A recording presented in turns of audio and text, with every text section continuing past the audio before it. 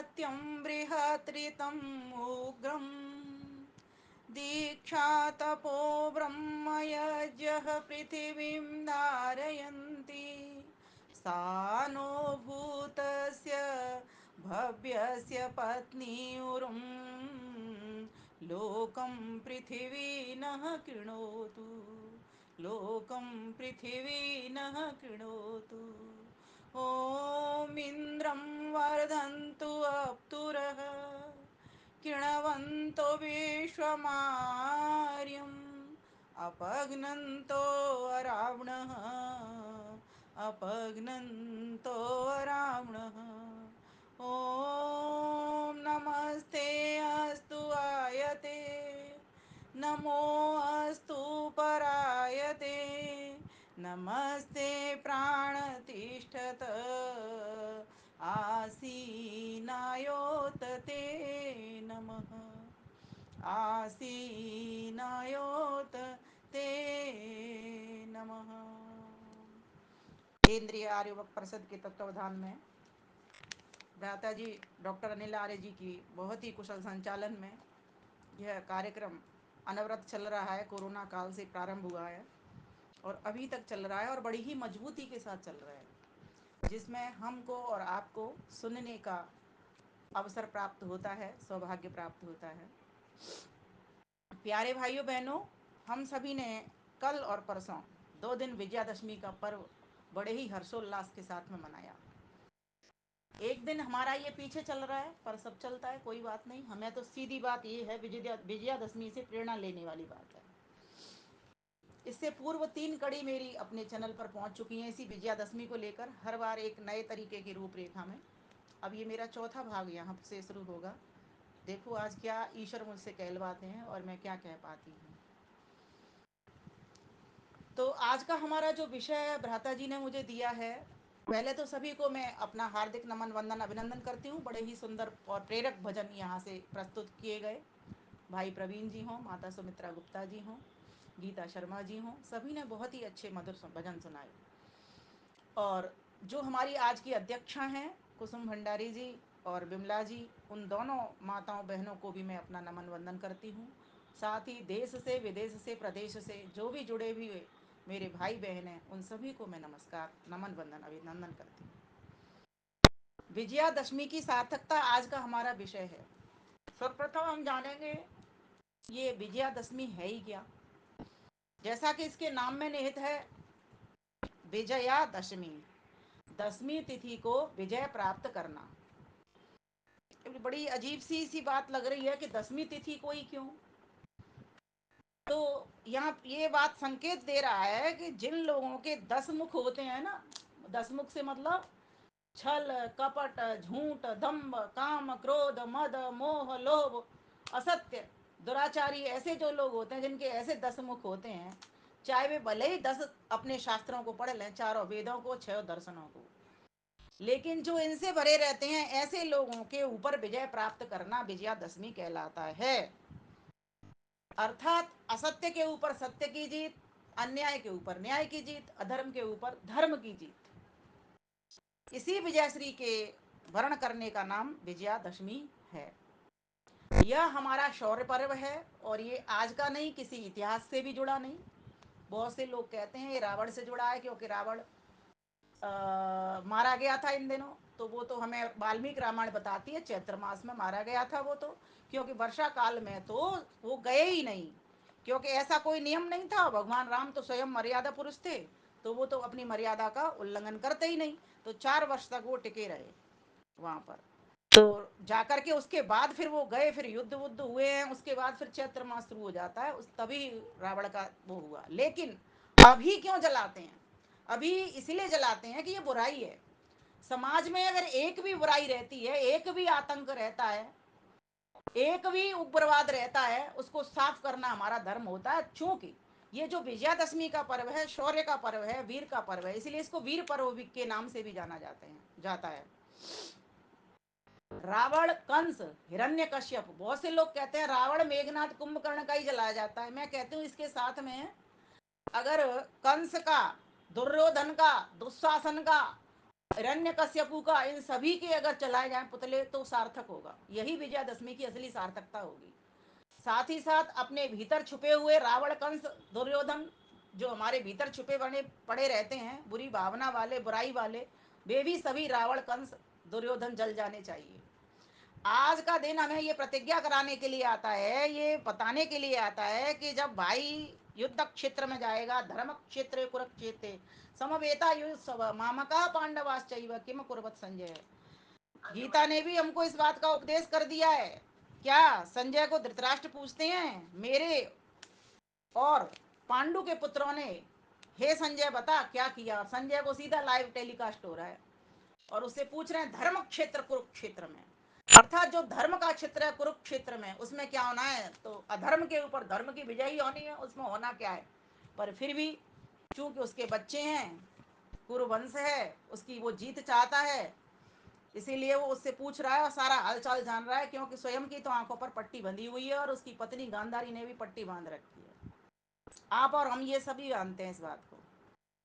प्रत्येक जनमानस में वीरता भरने का, शौर्य जगाने का पर्व है ये विजयादशमी, क्योंकि जब तक इसको जानेंगे नहीं तब तक सार्थकता की बात करना बेईमानी है। दशों आंतरिक शत्रुओं को दमन करने का पर्व है विजयादशमी। दशों वेद मंत्रों को स्मृत करना, ईश्वर को धन्यवाद करने का उत्सव है ये विजयादशमी। आप कहोगे 10 वेद मंत्र क्यों, वेद मंत्र तो इतने सारे हैं, 10 ही क्यों। अरे भाई 10 मंत्र याद कर लो बस। आपके जीवन में अगर 10 मंत्र उतर आते हैं ना, याद तो कर लेते हैं सब, लेकिन 10 मंत्र अगर आपके जीवन में उतर जाते हैं, ये हमारा एक पूरा सूक्त है। और ये पूरा सूक्त अगर हमें याद हो जाता है, ये अथर्ववेद में भी शूरता के, वीरता के बहुत सारे मंत्र हैं। अभी मंत्रों का भी जिक्र मैंने अभी एक मंत्र का पढ़ा भी है और उसके बारे में भी चर्चा आपसे करूंगी। तो ये सिर्फ 10 मंत्र, और अगर आप 10 नहीं कर सकते तो एक मंत्र की ही कुछ बातों को अगर अपने जीवन में धारण करने लग जाओगे तो आपकी विजय हो जाएगी, विजय श्री को आप वर्ण कर लोगे। जंग लगे हथियारों को चमकाने का पर्व है। क्यों? क्योंकि वर्षा काल में आपके हथियारों में जंग लग चुका है, इनको छुड़ा लो। सभी देवी देवताओं के हाथ में शास्त्र के साथ साथ में शस्त्र भी हैं, इसलिए वेद कहता है इदम ब्रह्म च छत्रम च। ब्रह्म की विद्या भी हो, ब्रह्म की विद्या के साथ साथ ब्रह्म ने जो उपदेश किया है, असुरों का संहार करो, इंद्रम वर्णंतु अप्तुर कृणवंतो विश्वमार्यम और अपग्नंतो अरावण। और ये जो रुलाने वाले दुर्जन लोग हैं, दुरात्मा हैं, इनसे छुट्टी पाने के लिए इनका संहार करो और सज्जन पुरुषों को बचाओ और सारे संसार को आर्य बना दो। ये वेद ने आह्वान किया हमारे लिए। और शास्त्रों को दीमक न लग जाए, इस चिंतन का भी पर्व है विजयादशमी। घरों में लाला के रख लिए, पढ़ रहे कितने हैं ये तो हम और आप दोनों जानते हैं। सब चीज हमारे घर में, सुविधा की कोई कमी नहीं, साधन की कोई कमी नहीं, लेकिन कहीं न कहीं साध्यता में बाध्यता है, इसीलिए हम ठीक प्रकार से उस उत्सव को भी नहीं मना पा रहे हैं। मात्र जलेबी खाना, वहां पर दशहरा के दिन जाना, जब रावण जल रहा होता है खूब जलेबी खाते हैं, और फिर रावण जल जाता है तब थोड़ा सा अपने ऊपर गर्व होता है कि देखो जी हमने एक बुराई को समाप्त कर दिया। पर काश हम सब इसको ठीक प्रकार से ले पाते। अरे जलेबी तो तब खाई जाएगी ना, हमारे भीतर के रावण जलेंगे और बाहर के रावण को मरवाने के लिए हम कुछ सहयोग समर्थन करेंगे। बहनों को धर्म धर्म युद्ध में विजयी भव के लिए, भाइयों को तिलक लगाने के लिए पर्व आता है। इसलिए आपने देखा होगा बहुत से घरों में बहनें भाइयों का तिलक करती हैं कि मेरा भाई युद्ध क्षेत्र में जा रहा है और विजय होकर के लौटे। इसीलिए आपने देखा होगा जवारे भी बोते हैं। जवारे क्या प्रतीक देता, बताता है, ये बताता है कि ये पुष्टि देगा, आपकी रोगों से रक्षा करेगा। इसलिए जवारे बोए जाते हैं। 9 दिन तक में जवारे खड़े हो जाते हैं और 10वें दिन से जूस पीना शुरू कर दो। और एम्स के डॉक्टर्स कहते हैं 7 गमले लगाओ, एक गमले का निकालो, दूसरा गमला फिर, और जिसका निकालो उसमें फिर रोपित कर दो, तब तक दूसरा गमला तैयार हो जाता है। दूसरे दिन उसको पियो, फिर उसमें डाल दो, तब तक वो पहले नंबर पर जो गया हुआ था वो तैयार हो जाता है। क्रमशः इस प्रकार से करते चले जाओ और जूस पीते चले जाओ, रोगों से आपकी रक्षा होगी, बचाव होगा और आप हष्ट पुष्ट होंगे।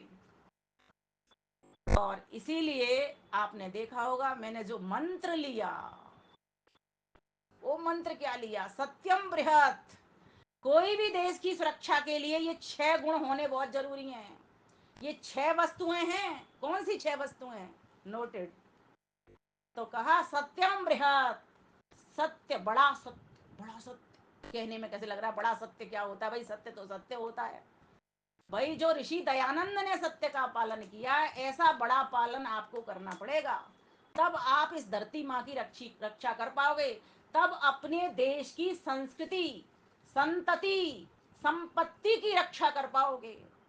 इसीलिए ये जो संकल्प करने के लिए जो दिन आया, आज हथियार चमका करके, वो हथियार भी आपके उल्टी सीधी जगह पे ना चल जाए, वो भी अधर्म को मारने के लिए चले। इसके लिए पहले शास्त्र का ज्ञान ले लो। तो शास्त्र ने कह दिया सत्यम बृहत। आपका जीवन सत्यवादी है कि नहीं? आप धर्म की रक्षा के लिए हथियार उठा रहे हो कि नहीं? रावण देखो कैसा था, दम्भी था, छली था, कपटी था, मिथ्यावादी था। और राम जी कैसे थे? सत्यवादी थे। वही बड़े सच का पालन कर रहे हैं। कि उन्होंने बड़े सच का पालन कैसे करा? कि वेद की वाणी सच है। और वेद की वाणी ने क्या कहा है? असुरों का सफाया करना, सज्जनों की सुरक्षा करना, ये है सच का पालन। और महर्षि दयानंद को देखिए, अपने 4 नियमों में सच को डाल देते हैं वो। ये है बड़ा सच। और सिर्फ 4 नियम हमारे लिए ही नहीं बना दिए, अपने लिए अपने जीवन में फॉलो कर लिया। चाहे कोई मेरे हाथ की बत्ती बना के जला दे, तब भी मैं झूठ नहीं कहूंगा। मैं जो सत्य है सत्य ही कहूंगा। क्यों? क्योंकि मैंने सत्य की खोज की है। जो सत्य का अनुसंधान करता होता है वही सत्य कार्य को भी करता है। ये धरती जो टिकी है ना, वो सत्यवादी लोगों के ऊपर टिकी है, झूठ वाले लोगों के ऊपर नहीं टिकी। इसलिए तो कहते हैं कि सत्य बोलना सीखो, सत्य से बड़ा कोई धर्म नहीं है ना।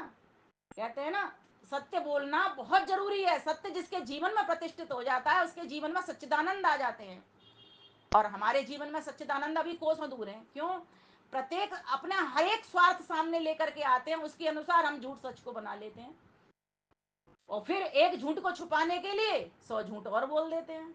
तो हम धरती का सही प्रकार से हम पालन नहीं कर रहे। जिस व्यक्ति के भीतर विजयश्री कौन वर्ण करता है? विजयश्री वही वर्ण करता है जिसके जीवन में सत्य आ जाता है। तो कहा बृहत सत्यम, बड़ा सत्य। अच्छा, सत्य से प्रीति करें और असत्य से घोर अप्रीति करें। ये महर्षि दयानंद सरस्वती कहते हैं।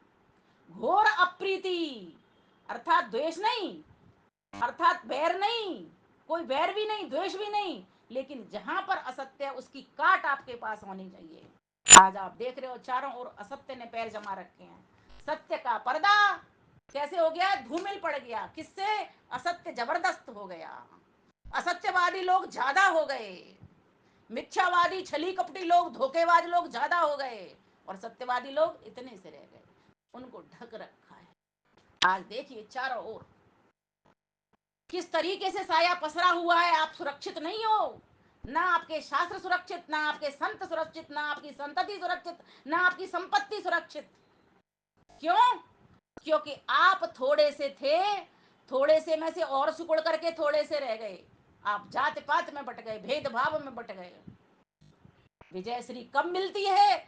जब हम एक हो जाते हैं, सभी मिल करके एक हो जाते हैं, तब हमको विजय श्री मिलती है। जब हम एक संगठन में आते हैं। ओम संगच्छध्वम संपदध्वम सम्मो मनांसि जानताम देवा भागम यथा पूर्वे संजाना उपासते।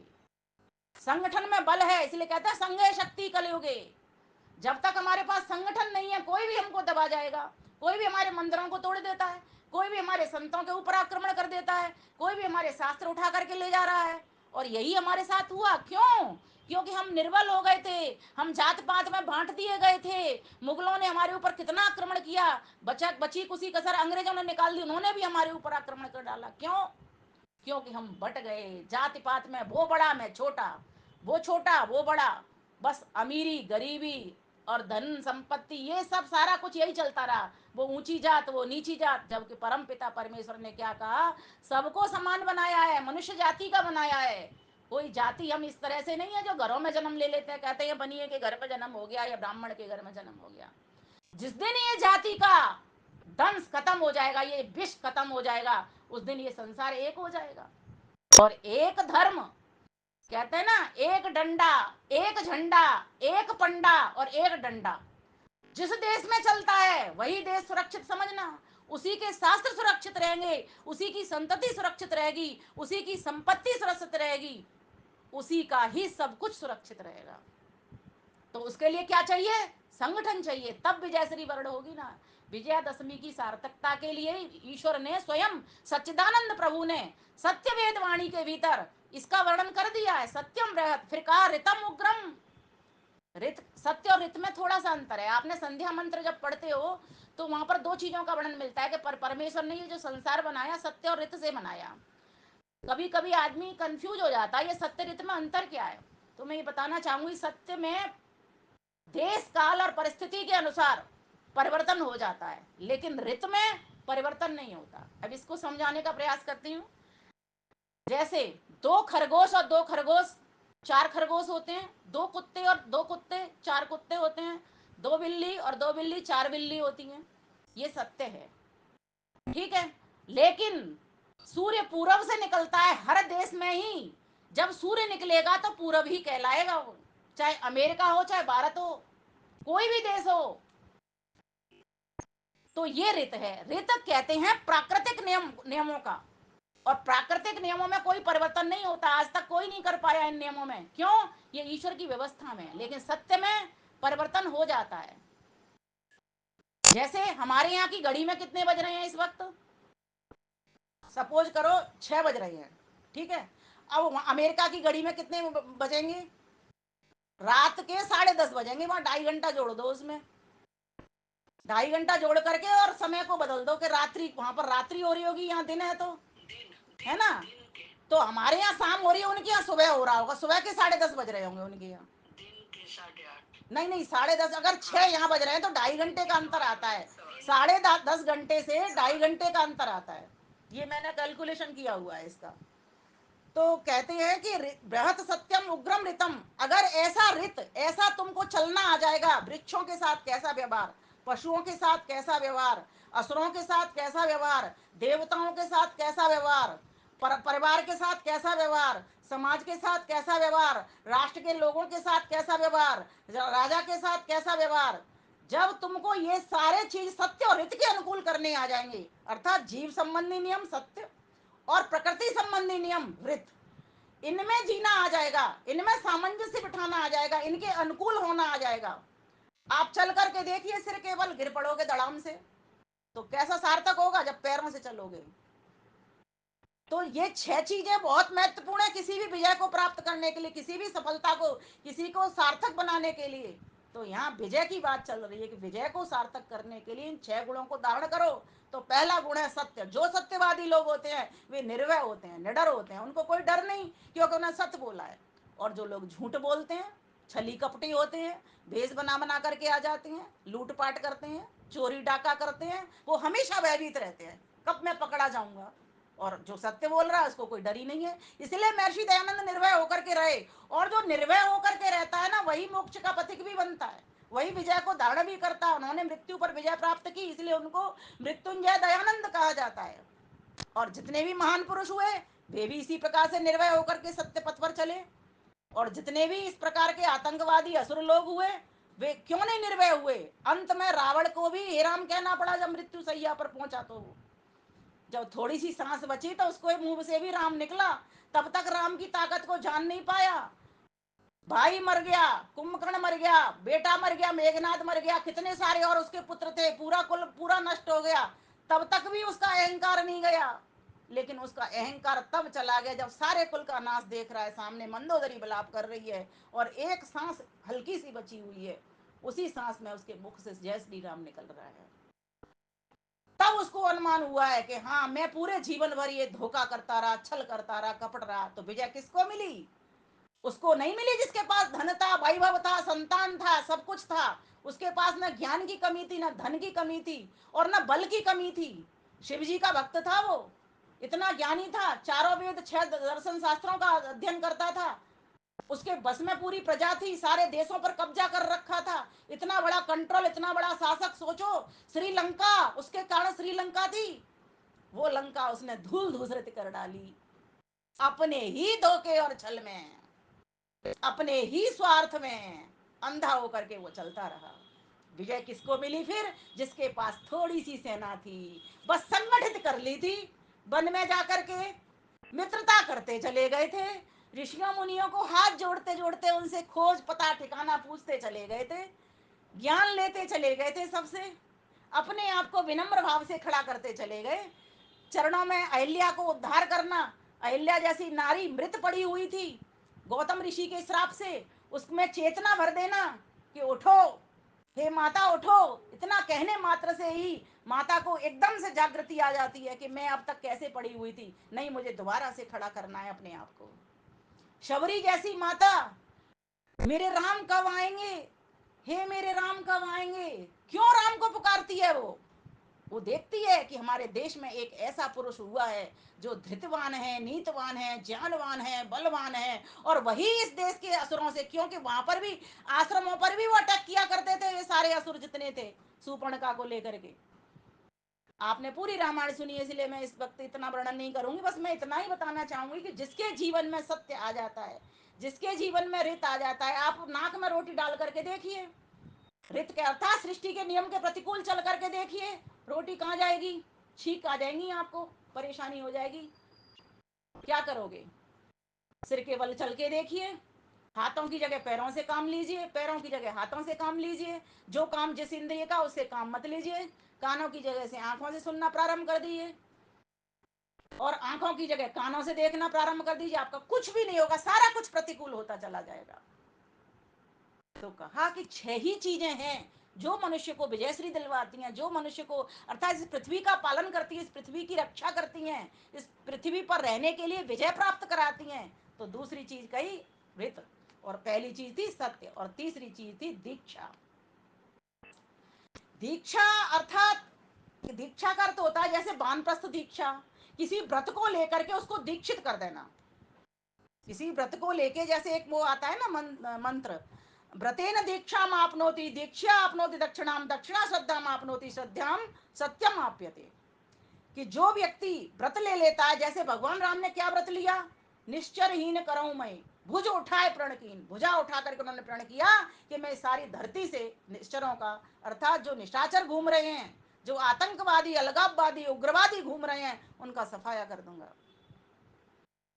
तो व्रत लिया और व्रत में दीक्षित हुए, और जो दीक्षित हो जाता है वो अधिकारी हो जाता है। महर्षि दयानंद कहते हैं दीक्षित व्यक्ति को उत्तम अधिकारी, जिसने व्रत लिया, व्रत का पालन करने के लिए वो तैयार हो गया, वो क्या हो जाता है, दीक्षा आपनोत दक्षिणाम, वो अधिकारी हो जाता है। फिर हर कोई उसको दक्षिणा देता है, दक्षिणा अर्थात पुरस्कार देता है, उसका यश गाता है, उसकी महिमा का गान करता है, उसकी कीर्ति दिग दिगंत में बढ़ जाती है, फैल जाती है। आज हम इसीलिए तो याद कर रहे हैं उनको, वे वास्तव में उत्तम राजा थे, राज्य के सही अधिकारी थे, राम राज्य को लाने वाले थे। इसलिए तो हम आज राम राज्य को हर बात इसी बात को बोलते हैं, पता नहीं राम राज्य कब आएगा, एक उदाहरण बन गए। हम कहते हैं ना जब कोई भी कुछ दे तो कहते हैं बड़ी रामबाण बात है, ये तो राम जी का बाण कहते हैं, राम जी ने जो जो बाण एक बार ही फेंका और एक बार में सही निशाने पर जाकर के लगा, अमर हो गई, उनकी सारे कर्म अमर हो गए, उनकी सारे कर्तृत्व अमर हो गए, वे स्वयं अमर हो गए। क्यों?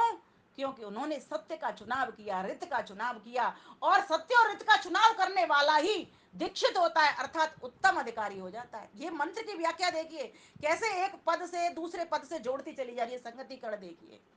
जिसके जीवन में सत्य है, जो रित का पालन करता है, वही दीक्षित हो जाता है, अर्थात दीक्षा का वर्ण कर लेता है। और फिर अगला शब्द है तपो, और जो दीक्षा को वर्ण करता है वो क्या होता है फिर उसके जीवन में, तो कहा पहले तो व्यक्ति व्रत लेता है ना, फिर वो व्रत को निभाता है, निभाने के लिए निभाते निभाते के साथ ही जब वो निभाना प्रारंभ करता है तो उसको लोग दक्षिणा देते हैं, और फिर उसके बाद में क्या होता है, तो कहा दक्षिणा श्रद्धा में आपनोती, लोगों की श्रद्धा बढ़ जाती है उनके प्रति कि हाँ वो व्यक्ति बहुत बढ़िया है। हमारे देश में महान हुए थे, महान पुरुष हुए थे, उनका नाम राजा राम है, मर्यादा पुरुषोत्तम राम है, तो उनके प्रति हमारी श्रद्धा बढ़ती है, हर एक के हृदय में राम बसते हैं। हनुमान जी भी दिखाते हैं ना ऐसे, ये क्या है, ये फोटो जैसा दिखाते हैं, वो जानते हैं कि राम जी ने इतने अच्छे व्यक्ति हैं, इतने सज्जन व्यक्ति हैं, इतने ज्ञानवान बली व्यक्ति हैं, मैं इनका सेवक बन करके काम करूंगा, इसलिए वो हृदय में बताते हैं, उन्होंने हृदय में बसा लिया ऐसे व्यक्ति को। और आज हम भी बसाते हैं, हम भी विश्वास करते हैं जो सज्जन व्यक्ति होता है, झूठे व्यक्ति पर कौन विश्वास करेगा। तो कहा गया कि फिर ऐसा व्यक्ति क्या करता है, दक्षिणा श्रद्धा, हम लोगों की श्रद्धा बढ़ जाती है, और श्रद्धा क्या करती है, श्रद्धाम सत्यम आप्यते, श्रद्धा सत्य से मिलन करा देती है, वापस वहीं आगे घूम फिर के। सत्य से प्रारंभ हुए और सच्चिदानंद तक पहुंच गए। सत्य ही है जो भगवान से मिलाने वाला है, सत्य ही है जिसके ऊपर पृथ्वी खड़ी हुई है। बिना सत्य के पृथ्वी खड़ी नहीं होगी। झूठे धोखेबाज लोगों की अगर इस प्रकार से हम, हमारे देश में भी ये स्थिति बन चुकी थी, इसलिए हमारी संस्कृति नष्ट हो गई, हमारी संपत्ति नष्ट हो गई, हमारी संतति नष्ट हो गई, हमारे शास्त्र नष्ट हो गए, सब कुछ, हमारे संत नष्ट हो गए। फिर वापस हमें नए सिरे से खड़ा करना पड़ रहा है। फिर आगे का शब्द क्या कहा, तपह। और तपह का अर्थ होता है द्वंद्व सहनम तपह। द्वंद्वों को सहन करने का नाम तप है। जो लोग तपस्वी होते हैं, धर्मात्मा होते हैं, इंद्रिय जित होते हैं, तप का मतलब इंद्रिय जित, जिनकी सहन शक्ति बड़ी होती है, जो द्वंद्व चल रहे हो, मान हो अपमान हो, गीता में श्लोक आता है ना, समः शत्रौ च मित्रे च तथा मानापमानयो शीतोष्ण सुख दुखेषु समः संग विवर्जित, समः संग विवर्जित। मान हो अपमान हो, शत्रु मिले या मित्र मिले, है ना, और शीत हो सर्दी हो, है ना, उष्ण अर्थात धूप हो या गर्मी हो, सुख हो या दुख हो, धूप हो या छांव हो, जो सभी स्थितियों में समत्व की स्थिति में आ जाता है, इसलिए समत्वम योग उच्यते, वही योगी होता है और वही तपस्वी भी कहलाता है। योगी ही तपस्वी होता है, जिसका इतना योग सिद्ध हो जाए। आज हम नहीं होते, भगवान राम को जब वन भेजा जा रहा है तब भी कोई दिक्कत नहीं है। जब कहा जा रहा है, ऐलान हो गया, देखो एक ही रात में परिवर्तन हो जाएगा अगर व्यक्ति को ऐसे एकदम बड़ी संपदा मिल जाए और फिर उसे चोर चुरा के ले जाए। हमारी हालत क्या होगी? आज हीरे का हार मिल गया और दूसरे दिन उसको चोर चुरा के ले जाए, क्या स्थिति होगी? डामाडोल हो जाएंगे। लेकिन सही विवेक होगा तो ये हार मेरा था नहीं, चोर चोरा करके ले गया तो अभी कोई बात नहीं, जिसकी वस्तु थी उसके पास पहुंच गई। इस तरह से मन को समझा लेगा व्यक्ति, इंद्रिय जित हो जाएगा, इंद्रियों पर संयम करना आ जाएगा उसको, वही तपस्वी होता है। यही चीज उन्होंने देखी। केकई के अनुसार राजा दशरथ ने कह दिया बन गए, बन जाओ, बन चले गए, बन जाने का ऑर्डर हुआ, तैयार हो गए वो। और उससे एक दिन पहले जब राज सत्ता उनके हाथ में लगने वाली थी, शीश मुकुट पहनाया जाने वाला था, तब भी कोई ऐसी प्रसन्नता के भाव नहीं थे, दोनों ही मुद्रा में सम स्थिति थी। और ऐसी ही स्थिति महर्षि दयानंद के साथ भी होती रही है। कोई उनको कुछ भी कह रहा, उनके ऊपर फर्क नहीं पड़ रहा, लोहे का जैसे शरीर हो जाता है ना, ऐसा उनका शरीर हो गया है। ऐसे तपस्वी वो हो गए हैं। क्यों? क्योंकि वो सत्य पर चलते हैं। दीक्षित उत्तम अधिकारी हो गए हैं वो। दीक्षा को उन्होंने धारण कर लिया है। जो व्रत लिया उन्होंने कि मैं ईश्वर को खोजूंगा, सत्य को खोजूंगा, उसी के ही निर्वहन में चल रहे हैं और उसी को ही आगे बढ़ाने का प्रयास कर रहे हैं, लोगों तक पहुंचाने का काम कर रहे हैं। लोगों तक पहुंचाने के लिए ही उन्होंने ये आर्य समाज रूपी संस्था बनाई और हमको भी कहा ये क्या है, ये मृत्युंजयता है, ये विजयादशमी की सही सार्थकता है। कुछ होते हैं हथियार, है ना, हथियारों से पार, कुछ होते हैं मानसिक हथियार भी, मानसिक बल भी होता है, वे भी हथियार बन जाते हैं। ये हाथ भी हमारे हथियार बन जाते हैं, ये मुट्ठी बन जाती है, ये देखो ये मुट्ठी बन गई, ये भी हमारे हथियार है। इन मुट्ठी से एक को धकेलना हमें आ जाए, ये पैर भी हमारे हथियार बन जाते हैं, हमारी वाणी भी हमारा हथियार बन जाती है, हमारे मन बुद्धि मानसिक स्तर, मानसिक बल और बौद्धिक बल दोनों बढ़ जाते हैं, हमारा आत्मिक बल भी बढ़ जाता है। तो जिसके जीवन में सत्य हो, रित हो, दीक्षा हो, अर्थात दीक्षित हो जाए वो, अपना जो कुछ उसने व्रत लिया है उसमें, और उसके बाद उसका जीवन तपस्वी हो जाए, अर्थात वो सहन शक्ति उसकी बढ़ जाती है। कहते हैं ऐसे लोग जिस धरा पर रहते हैं, जिस भूखंड पर रहते हैं, वे उस भूखंड अर्थात पृथ्वी माता स्वयं पालन करती है, ऐसे व्यक्ति की रक्षा करती है। पालन मतलब रक्षा करती है। पूरे देश की रक्षा ऐसे ही लोगों ने, वीरों ने की है, महान पुरुषों ने की है, देशभक्तों ने की है, फांसी के फंदे चूमे उन्होंने, तब जाकर के विजय श्री उनको हासिल हुई है। ये है विजयादशमी। इसमें साम दाम दंड भेद चारों का प्रयोग करना पड़ता है, तब विजय श्री हासिल होती है। अगर व्यक्ति के पास ज्ञान नहीं हो तो वो कर्म कैसे करेगा, किस दिशा में हथियार उठा करके चलाएगा, उसको पता ही नहीं धर्म क्या अधर्म क्या, कर्तव्य क्या कर्तव्य क्या, तो कैसे करेगा वो? तो अगली बात कह दी इसमें, ब्रह्म यज्ञ। ब्रह्म, पहले ब्रह्म कहा फिर यज्ञ, ये दो अलग अलग बात है। ब्रह्म के तीन अर्थ होते हैं। ब्रह्म माने ईश्वर स्वयं, क्योंकि ओम खम ब्रह्म ये हम वेद में पढ़ते हैं कि ईश्वर आकाश की तरह व्यापक और बड़ा है। आकाश से उदाहरण दिया जा रहा है जिससे हमारी समझ में आ जाए। जबकि आकाश, भूलोक, ये पृथ्वी लोक, अंतरिक्ष लोक, ये सब पूरा ब्रह्मांड सारा की सारा, ये तो सिर्फ उसके एक भाग में है। 3 भाग तो उसकी और महिमा बड़ी है। त्रिपादस्य अमृतम दिवी, इतना बड़ा है वो महान, तो वो ईश्वर तो जो सर्वव्यापक है। ये तो सिर्फ एक भाग ही उसका बना हुआ है, 3 भाग तो और भी वो बड़ा है। इतनी सूक्ष्माति सूक्ष्म सत्ता है, इतनी बृहद सत्ता है। तो ईश्वर का नाम भी एक ब्रह्म है, और दूसरा ब्रह्म माने वेद भी है। और जो बड़ा ईश्वर है उसने एक वेद वाणी भी हमारे लिए दी है, और ये भी सत्य और रीति नियमों का पालन करवाने वाली है हमसे। ये हमारा वैदिक संविधान है, जिस वैदिक संविधान की हम समीपता करें और उससे हम लाभ उठाएं। सबके प्रति व्यवहार करना हमको आएगा, है ना। तो जो उत्तम अधिकारी हो जाता है वो क्या करता है, वो तपस्वी बन जाता है। और तपस्वी बन करके फिर क्या करेगा, वेद वाणी का प्रचार प्रसार करेगा।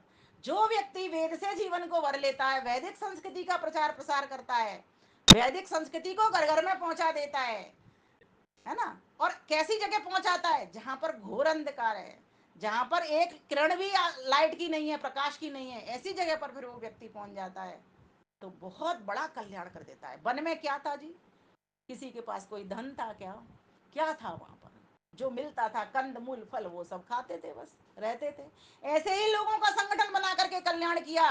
वो चाहते तो भरत को ऑर्डर कर देते, भरत सेना लेकर के आ जाता और रावण से युद्ध कर लेता, सीता को ले आता।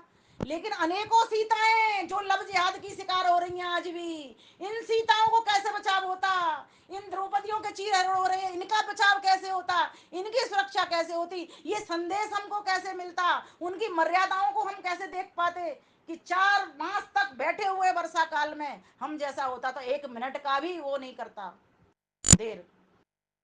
नहीं, मेरी पत्नी गई है, मैं जल्दी से जाऊंगा लेकर के आऊंगा, नहीं।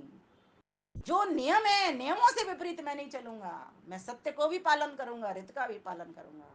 तो विजय श्री सीखनी है तो कोई भगवान राम से सीखे, ऋषि दयानंद से सीखे, कि हमारे जितने भी महान पुरुष हुए वे सभी की सभी विजय दिलाने वाले बने।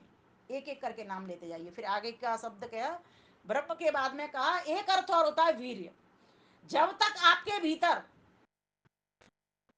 ओज नहीं है, तेज नहीं है, विद्या नहीं है, और शारीरिक आत्मिक मानसिक बौद्धिक सामाजिक 4 प्रकार के 5 प्रकार के ये जो बल नहीं है, शारीरिक मानसिक बौद्धिक आत्मिक और सामाजिक, महर्षि ने इसको नियम में भी डाला है।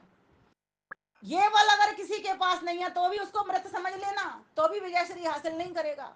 इसीलिए ये जो आया है, जो पर्व विजयादशमी की सार्थकता तभी है जब हम इन 5 बलों को बढ़ाएं, अपना भी बढ़ाएं, परिवार का भी बढ़ाएं, समाज का भी बढ़ाएं और राष्ट्र का भी बढ़ाएं। इसके लिए हमें 5 बातें धारण करनी पड़ेंगी, मैं हमेशा कहा करती हूँ। इसके लिए अपने आप को उपयोगी बनाना पड़ेगा, अपने आप को सहयोगी बनाना पड़ेगा, अपने आप को उद्योगी बनाना पड़ेगा। आलसी दब्बू, है ना, और डामाडोल व्यक्ति कभी भी देश का भला नहीं कर सकता, कभी भी अपनी पृथ्वी की रक्षा नहीं कर सकता। तो फिर पृथ्वी उसकी कैसे रक्षा करेगी, सोचो विजयश्री कैसे उसको हासिल होगी। और कहा सहयोगी उपयोगी उद्योगी और निरोगी। जो पहले से ही बीमार पड़ा हुआ है, रोग में ग्रसित पड़ा हुआ, वो किसका क्या भला करेगा, किसके लिए सहयोगी होगा, किसके लिए, अगर कागज कोई फटा हुआ है वो क्या लिखेगा, स्लेट कोई भरी हुई पड़ी है वो क्या लिखेगी, स्लेट पे किल किल कांटे बने हुए हैं, ये मन गंदगी से भरा हुआ पड़ा है, वो स्वच्छ बात है कहाँ लिखेगा, शुद्ध बात है कहाँ लिखेगा, हितकर बात है कहाँ लिखेगी वो स्लेट।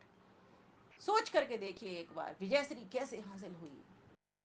और आगे भी हमको करनी है, इसके लिए भी तैयार हमको होना है, वो भी मैं आपको बताऊंगी कि हमें समाधान की ओर बढ़ना है। अभी तो मैं सिर्फ वेद भगवान की ये बातें बता रही हूँ कि कब हमारी रक्षा होगी, कब धरती हमारा हमें सुरक्षित करेगी, हमें विजय दिलवाएगी। तो कहा कि यज्ञ, जब हम 5 महायज्ञों की पालना करेंगे, जब हमारा जीवन उपकारी बन जाएगा। नदियाँ पिए न कभी अपना जल, वृक्ष खाए न कभी अपना फल, अपने तन को मन को धन को देश को दे जो दान रे, वो सच्चा इंसान। वृक्ष कबहू नहीं फल वके, नदी न संचय नीर, परमार्थ के कारणे साधुन धर्या शरीर। तो जो सज्जन महात्मा पुरुष होते हैं, महान पुरुष होते हैं, वे क्या करते हैं, हमेशा परमार्थ में। यज्ञ का अर्थ होता है परोपकार। उसीलिए तो यज्ञ के 3 अंग कहे। परोपकार कैसे कैसे किया जाता है, तो बोले 3 तरह से किया जाता है। देव पूजा, देवों की पूजा करो, देवों का सत्कार करो। सिर्फ हल्दी से टीका नहीं मत लगाओ, हल्दी से टीका भी लगाओ, मना नहीं है।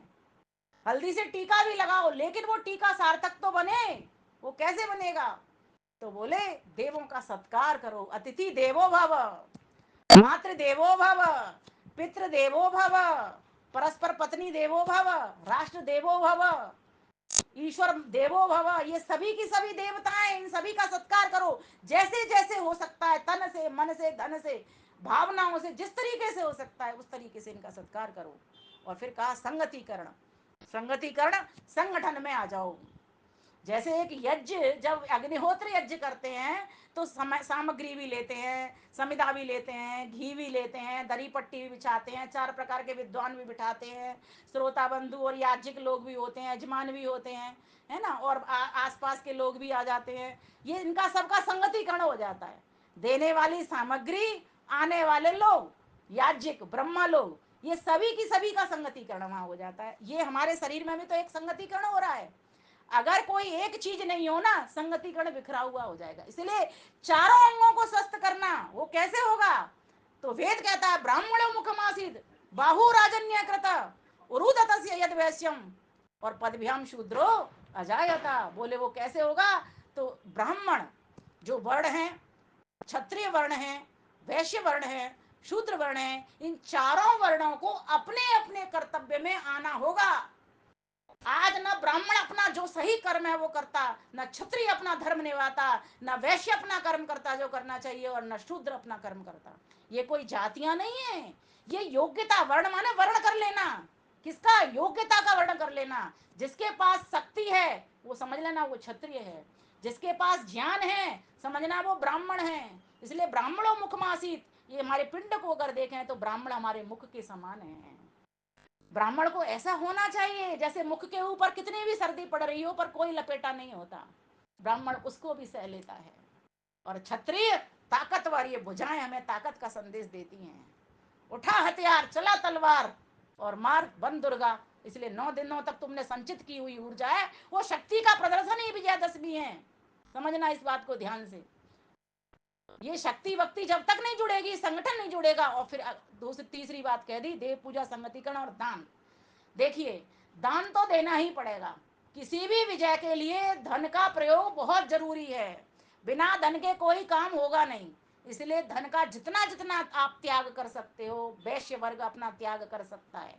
जिसके पास धन है वो वैश्य समझना, जिसके पास ज्ञान है वो ब्राह्मण समझना, जिसके पास शक्ति है वो क्षत्रिय समझना, जिसके पास सेवा करने का भाव है वो शूद्र समझना। जैसे भगवान कृष्ण के पास ये चारों योग्यताएं थी। ब्राह्मण वन गीता ज्ञान दिया, क्षत्रिय वन असुर का दलन किया, वन वैश्य किया गौ का पालन, श्री कृष्ण तुम्हारी जय हो। राजसूय यज्ञ में पधारे थे, सेवक वन चरण पखारे थे, युग युग योगी का अभिनंदन, श्री कृष्ण तुम्हारी जय होवे। तो चारों योग्यता हम भी ला सकते हैं। जब आवश्यकता पड़े धन की तो भंडारे खोल दो, जब आवश्यकता पड़े ज्ञान की तो इतना वेद तुम्हारे पास संस्कृति है वेद की, इस वेद के मंत्रों को याद करिए, इससे जीवन को भरिए, जिससे लोगों के आदर्श बन सको। जब जरूरत पड़े शक्ति की, जब आपको पता लगे किसी के घर में पड़ोसी की बेटी के साथ ऐसा हो रहा है, उठाइए हथियार और जाइए, इकट्ठा करिए संगठन में जाकर के उस बेटी का बचाव कीजिए। ये आज ये 4 प्रकार के लोग हमें खाने के लिए बैठे हुए हैं। कौन कौन से 4 शत्रु हैं जो पूरी तरीके से नष्ट करने पर तुले हैं? पहला है मुसलमान, दूसरा है ईसाई, तीसरा है कम्युनिस्ट और चौथा है हमारे भीतर के ही छुपे हुए हिंदू। ये 4 लोग हैं, ये हमें नष्ट कर देंगे। इन चारों के लिए आपको दुर्गा बनना पड़ेगा। इस वक्त दुर्गा शक्ति की बहुत जरूरत है। आपको पता होना चाहिए एशिया का सबसे बड़ा चर्च और मॉस्क भारत के भीतर बन रहा है। कितना ध्यान जाता है हमारा न्यूज के ऊपर, और किस न्यूज के ऊपर जाना चाहिए? मुसलमान का बच्चा बच्चा कुरान पढ़ता है, दीन के नाम पर वो जकात निकालता है, अर्थात दान देता है। हम कितने पैसे इकट्ठे करते हैं, कितना दान देते हैं, कहाँ दान देते हैं? हमारा कोई दान नहीं निकलता। जबकि वेद क्या कहता है? सतहस्त समारा सहस्त्र संग्रह, 100 हाथों, सैकड़ों हाथों से कमाओ और 1000 हाथों में बिखेर दो उसको। जैसे किसान बीज बोता है, थोड़े से बीज डालता है और खूब सारी फसल उसकी लहला जाती है। आपने देखा होगा वे लोग बच्चा जैसे ही होता है उसके लिए टोपी सिल देते हैं, और हम लोग सिर्फ लंगोटी पहना करके छुट्टी कर देते हैं। समझने की बात है। धर्मांतरण का खेल अनवरत जारी है। लव जिहाद, लैंड जिहाद, इकोनॉमी जिहाद, अनेक जिहाद चल रहे हैं देश के भीतर। हमें इनसे रक्षा करनी पड़ेगी। ये है विजया दशमी की सार्थकता। बाई जी ने जब कहा तो मेरे दिमाग में यही बात कौंध गई कि मैं यही बात रखना चाहूंगी। वे लोग क्या करते हैं, किस तरीके से हमारी बेटियों को रिझा रहे हैं। मोली बांध करके, तिलक लगा करके, चोटी बना करके मंदिर ले जाएंगे, सैंडल तक उठाने तैयार हो जाएंगे, स्कूटी पे घुमाने के लिए तैयार हो जाएंगे। अरे भाइयों बहनों, अपनी बेटियों को, बहनों को अपनी संस्कृति की सुरक्षा संपत्ति दो। अगर संपत्ति देना चाहते हो, दौलत देना चाहते हो, तो अपने यज्ञ में लेकर के जाओ उनके साथ में, उनकी अपने वेद की संस्कृति बताओ उनको, उनके सामने कुछ मंत्र बोल लिया करो। बच्चों को कुछ करने की करवाने की, उनके ऊपर फोर्स करने की जरूरत नहीं है। आप जैसा जीवन जीते हो बच्चे वैसे ही बन जाया करते हैं। वो क्या कहते हैं, स्त्रियां हैं खेतियां, तो जितना जोतना जोत लो। अरे भाई, स्त्री तो हमारे यहाँ यत्र नार्यस्तु पूज्यन्ते रमन्ते तत्र देवता, जहाँ स्त्रियों की पूजा होती है। इसलिए महर्षि देव दयानंद को देखना पड़ा। अरे स्त्रियों की ऐसी दुर्दशा हो रही है, ये तो हमारी पगड़ियां, अहम केतु, अहम मूर्धा, अहम उग्रा विवाचिनी।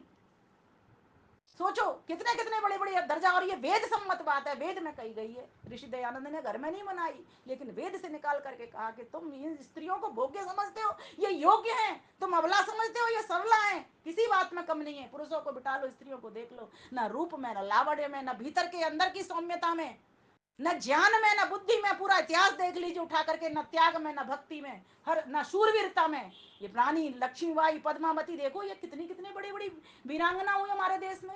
लेकिन करना क्या होगा, अब मैं इस बात पे आती हूँ समाधान के ऊपर, क्योंकि समय बढ़ जाता है, बातें मेरे पास बहुत होती हैं। सबसे पहला कार्य है, हम सभी को अपनी बहन बेटियों को या बेटे हों, सबको अपनी संस्कृति को बताना चाहिए। दूसरी बात, अपनी सुरक्षा के लिए एक एक हथियार अपने घर में रखना चाहिए। किसी भी शांति के लिए क्रांति तो चाहिए ही चाहिए, भक्ति के लिए शक्ति तो चाहिए ही चाहिए। कल को ये शास्त्र रहेंगे नहीं जब तक आपके पास शक्ति नहीं होगी। वाल्मीकि रामायण को घर घर लेकर के जाइए, लोगों को संदेश दीजिए, राम जी का चरित्र सुनाइए, सीता माता का चरित्र सुनाइए, कौशल्या, केकई, इन सब के बारे में बताइए। जब वाल्मीकि रामायण घर घर में जाएगी तो लोगों को सही पता चलेगा कि जीवन का व्यवहार कैसा होना चाहिए, किस तरीके से हमें अपने देश की रक्षा करनी है। हमारे साथ हमारे जातगत तो भेदभाव जितने भी हो रहे हैं आज, उन सबको मिटाने के लिए तैयार अपने घर से शुरुआत करनी पड़ेगी। आप जाति हमारी सबकी एक मनुष्य जाति है। सबको एक मनुष्य जाति का अपना मानना पड़ेगा, सबको अपना भाई बंधु जानना पड़ेगा, चाहे प्रेस वाला हो, चाहे कोई भी हो, सब हमारे अपने हैं, सबको एक लेकर के चलना पड़ेगा। और सभी ओर से हमको एकत्व का वर्ण करते हुए, उस ईश्वर की संपदा को सुरक्षित रखते हुए, उसकी ईश्वर की जो हमने हमें उसने जो मानसिक और बौद्धिक बल दिया है, जो ज्ञान दिया है, वो हमारा व्यर्थ न चला जाए, इसके लिए भी हमको चिंता करनी पड़ेगी। जब हम इतना कर लेते हैं, समझ लेना विजय श्री हमारे हाथ से जाने वाली नहीं है। विजय श्री वर्ण करेगी ही करेगी। यही विजयादशमी की असली सार्थकता है। आइए मेरे साथ कुछ पंक्तियां बोलते हैं। धर्म के लिए जिए, समाज के लिए जिए, धर्म के लिए जिए, समाज के लिए जिए, ये धड़कने ये श्वास हो पुण्य भूमि के लिए, ये धड़कने ये श्वास हो कर्म भूमि के लिए। गर्व से सभी कहें आर्य हैं हम एक हैं, गर्व से सभी कहें आर्य हैं हम एक हैं, जाति पंथ भिन्नता स्नेह सूत्र एक हैं, जाति पंथ भिन्नता स्नेह सूत्र एक हैं। शुभ्र रंग की छटा सप्त रंग है लिए, शुभ्र रंग की छटा सप्त रंग है लिए, धर्म के लिए जिए, समाज के लिए जिए, ये धड़कने ये श्वास हो पुण्य भूमि के लिए, कर्म भूमि के लिए। कोटि कोटि कंठ से वेद धर्म गर्जना, कोटि कोटि कंठ से वेद धर्म गर्जना, नित्य सिद्ध शक्ति से मातृभूः अर्चना, नित्य सिद्ध शक्ति से मातृभूः अर्चना। संघ शक्ति कलयुगे, संघ शक्ति कलयुगे, सुधा है धर्म के लिए, धर्म के लिए जिए, समाज के लिए जिए, ये धड़कने ये श्वास हो पुण्य भूमि के लिए, कर्म भूमि के लिए। व्यक्ति व्यक्ति व्यक्ति में जगे समाज भक्ति भावना, व्यक्ति व्यक्ति में जगे समाज भक्ति भावना, व्यक्ति को समाज से जोड़ने की साधना, व्यक्ति को समाज से जोड़ने की साधना। दाव पर सभी लगे, दाव पर सभी लगे, धर्म कर्म के लिए, धर्म के लिए जिए, समाज के लिए जिए। ये धड़कने ये श्वास हो पुण्य भूमि के लिए, कर्म भूमि के लिए। एक दिव्य ज्योति से असंख्य दीप जल रहे। ऋषि दयानंद केवल एक अकेले एक थे। एक दिव्य ज्योति से असंख्य दीप जल रहे, कौन लौ बुझा सके आंधियों में जो जले। तेजो पुंज हम बढ़े, तेजो पुंज हम बढ़े, तमस चीरते हुए, धर्म के लिए जिए, समाज के लिए जिए, धर्म के लिए जिए, समाज के लिए जिए। ये धड़कने ये श्वास हो पुण्य भूमि के लिए, कर्म भूमि के लिए, आर्य भूमि के लिए। तो विजयादशमी की सार्थकता यही होगी कि समस्याओं को देखें, समाधान की ओर बढ़ें, अपने घरों में हथियार रखें। लाठी हमारा सबसे बड़ा हथियार है जो कुत्ते के भगाने के काम आता है, किसी को पता भी ना चलेगा। और मेरे पास अभी आपको दिखा सकती हूँ 10 हथियार रखे हुए हैं हर तरह की। थोड़ा थोड़ा चलाने का अभ्यास मैं डेली करती हूँ, बच्चे भी करते हैं, पति देव तो करते ही करते हैं। बहुत ज़रूरी है ऐसे असरों का सफाया करना चारों ओर से। इसीलिए आज के लिए इतना ही। आपने भाई अनिल जी मुझे सौभाग्य का अवसर दिया अपने मंच पर कुछ अपने भीतर के उद्गार व्यक्त करने के लिए, आपका बहुत बहुत धन्यवाद करती हूँ। सभी श्रोता बंधु जो फेसबुक से जुड़े, यूट्यूब से जुड़े या अभी मेरे साथ बैठे हैं, सभी को मैं हार्दिक धन्यवाद करती हूँ, नमस्ते कहती हूँ। आपका बहुत बहुत धन्यवाद।